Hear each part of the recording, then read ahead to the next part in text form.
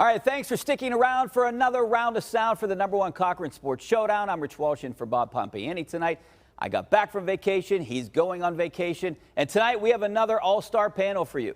From the Post-Gazette, Jason Mackey, Mark Kaboly from The Athletic, and then from 93.7 The Fan, we have Chris Mack. And, you know, guys, we're going to start with, we've got a good show. We're going to start with Bucko Fever. Not only do I have Bucko Fever, Jason, but I might have pennant fever right now. They sweep the Cardinals. Then they take 2 out of 3 from the Mets. What kind of team is this? They just lost to maybe one of the worst teams ever, and then they got a nice streak here, winning 7 of their last 10. Well, they've also ignited the A's, Richie, by the way. The A's are going straight to the World Series from this. I don't think they're going to lose again the rest of the season. No, in all seriousness, I still don't think we know. We know that they're better than last year. That's fine. We know that they're going to pitch it well. I have some questions about their pitching depth, certainly. Can they consistently produce offense? I don't know. But can they hang around in the NL Central? I think that's an interesting question with this team right now. I'm not saying the NL Central is good. I'm not saying the Pirates are going to win the pennant or anything ludicrous. What I'm saying is that the division is largely mediocre. The Pirates are right there in it, and I think they've done enough to improve their team that I think this is going to be an interesting team for the rest of this month and maybe even into July. I mean, cream rises to the top, Mark, right? I mean, eventually you would think that the Cardinals or the Brewers are going to get on a roll here. Yeah, and if you leave that cream sit too much, it spoils, right? And then the Pirates make the playoffs. Right. I don't know why you stopped at pennant fever. I'm thinking dynasty fever here, you know, potentially how good they're playing. But, you know, that's what they are. If I agree with you, Jason, I would definitely say the only thing they have really going for them in my eyes is a terrible division. That will keep them around longer than maybe they should be held around.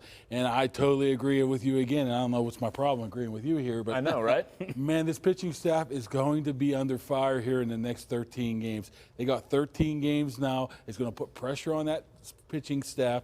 And you know darn well that's the only way they can win, if they keep teams under 3 or 4 runs, because this offense, you cannot rely on them scoring 3 or 4 runs right now. And I think this next 2 weeks, huge. Next 9 games in particular, all in the division. 6 against the Cubs, the 3 out in Milwaukee next weekend are enormous. They've got to continue to get the pitching, but to Mitch Keller's credit, he got back on track today. They're a young schizophrenic team, Richie. That's what it is. I think that's what you get when you get a young ball club with some talent present, and there is some talent present, and then that veteran influence draws the best out of them from time to time, I think, is what we're talking about here. McCutchen was a life preserver for them in May, especially the back half of May, and continues to be through this weekend. Santana has been that for them. Rich Hill has been that for them. Those veterans that we thought were just here to spin off at the trade deadline have actually been part of helping them stay somewhat grounded in what is, yes, a weak division, but stay grounded in that division race. Otherwise, we're not talking about a team that's a game ahead of the Brewers right now. So is it going to stick the rest of the summer?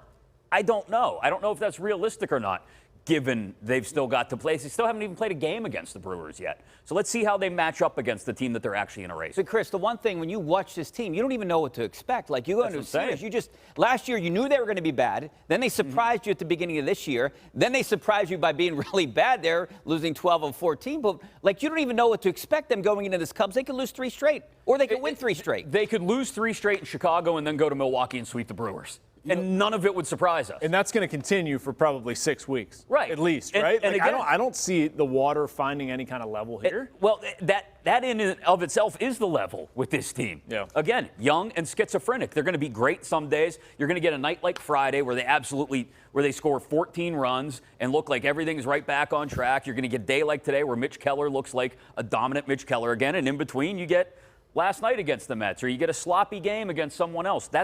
Those things are still going to happen. So I think we've just got to prepare ourselves for that being what this team is the rest of the way. It just might be enough to actually be a wild card team, given how weak the National League is and the structure of the schedule. So, Jason, is there a reason to be excited, though? I mean, because they disappointed us all against Oakland. Like, I was miserable. I mean, they're in first place, Richie. I understand they're that. But you get your hopes up. You see Oakland on the schedule. You see Oakland on the schedule. You're like, oh, yeah, you pencil in 3 wins there. Well, I mean, they're in first place. Isn't right. that enough of a reason? That's good. That's why I said they're in first place in a garbage division, and they're doing fine. They have probably 2 pitchers who are going to be at the All-Star game. I don't think Brian Reynolds is a terrible player. Rich Hill has been largely productive. Ke'Bryan Hayes has, at least lately, found some offense. They've got some exciting young players, Sawinski, Marcano, Castro. They've been flawed, but they also have been good at times. Like, I don't see a reason not to. The back end of their bullpen can be really good. They have flaws in the underbelly. I'm not saying everything is great, but if you're paying attention, they've certainly played a lot worse baseball, believe me. And again, Andrew McCutchen has been more than just a nostalgia act, and O'Neal Cruz is going to get a point in August, I would think. Sounds like you guys are sipping the whiskey once again, aren't you? Peeling the pieces of the poster. Well, okay, off. you brought up Reality, pitching. man. Let's talk a little bit about the pitching because the pitching staff's in trouble. Yeah. Contreras back to the bullpen. What do? They don't have a fifth starter right now. They need to go out and get somebody, second or Richie. third. That's my solution. Would you say, Mark? Or second or third or yeah, fourth. yeah, I heard that. Okay. I think they have it a second. Who? Rich Hill. Okay. Anyways, Well, back to my question. Back to my original question. I think that's a Top good third of the league. I think that's a good point about the rotation. Oviedo and Hill, for a good contending team, are back end of the rotation guys. Yeah. Keller, great. Number one right now in most rotations in the National League, if not in baseball. What do you have in between those guys, though? Can you That's fill the in scary those gaps? part. Yeah. I mean, you could look optimistically and say Luis Ortiz is going to be fine, but I mean, he might just as easily blow up. You have Contreras in the bullpen. There's not really anywhere to go reliably in AAA. You can say, oh, I want to see Quinn Priester up here. Okay, is he going to come up and shove for like 6 straight starts? I don't know. 2 of his last 3 have been not so great, been shaky in Indianapolis. Yeah, So there's I'm guessing just that's why not they didn't much bring him. depth. It could be very scary. I think Mark said something about the next 13 games going to be a big determining factor because of pitching. They have to pitch well because we've seen it time and time again. If you spot a team 3 or 4 runs, they're more than likely done. You turn it off if you turn it on. They play Cincinnati on Tuesday and they get out to 3 or 4 Chicago, 3 or 4 runs. Might as well shut it off. Because 99 out of 100 times they're going to lose that game. But you say go out and get a pitcher. I mean, starting pitching, how you can't. Yeah, that's what everyone there's wants. not How do you go out and get one? Yeah. You think they're going to do an opener?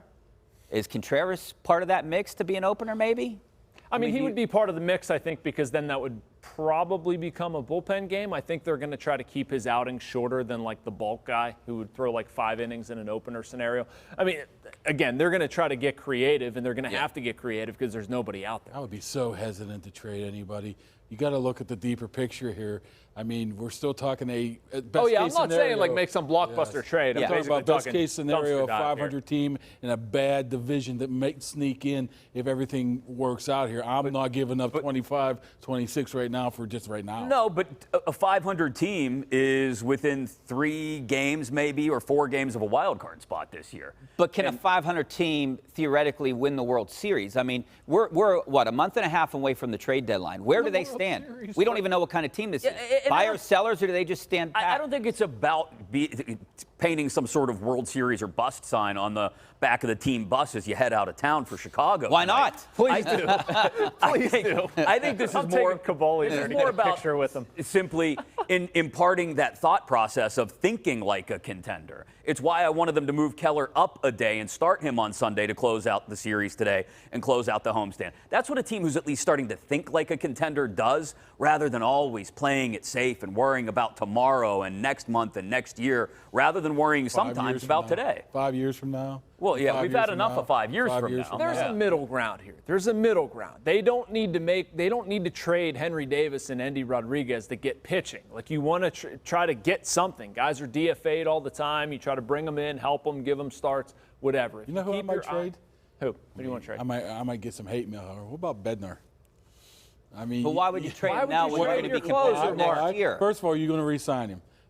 Closer a dime a dozen in my eyes. And you got the guy right above him who can, right below him in the 8th inning, who can, I think, provide that role right there. Can you get something for him right now? I don't sign a closer to a big deal. I know that he's a good You're all deal. ready He's to, an ends or you're all whatever. ready to cash out on this year already. I'm cashing out. I'm waiting until you give me division title. So the 110 guy who wins. complains about always waiting for 5 years wins. from now is more focused on I don't 24 want than 78 23. wins. I want 110 Seattle Mariners of 20 years ago. Go find Jay Buhner, Yeah. Mark. Yes. I think the one thing that this inhibits Ken is Phelps. getting the Henry Davises and the Enry Rodriguez up here and Nick Gonzalez and the Quinn Priesters, because if they hover around the 34 and 30, 4 games over 500, you're not going to see these younger guys come up here.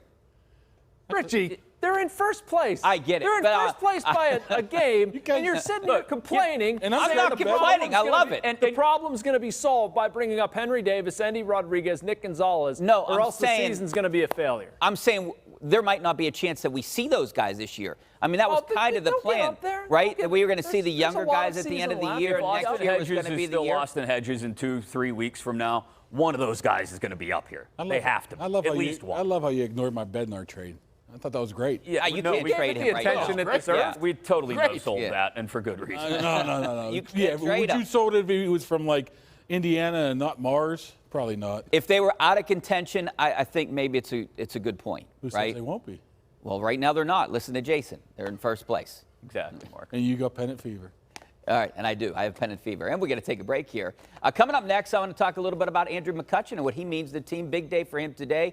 Gets hit number 2,000. Where does he rank all time? Is he on the Mount Rushmore of Pirates? Let's talk more Bucko fever coming up next. Stay right there.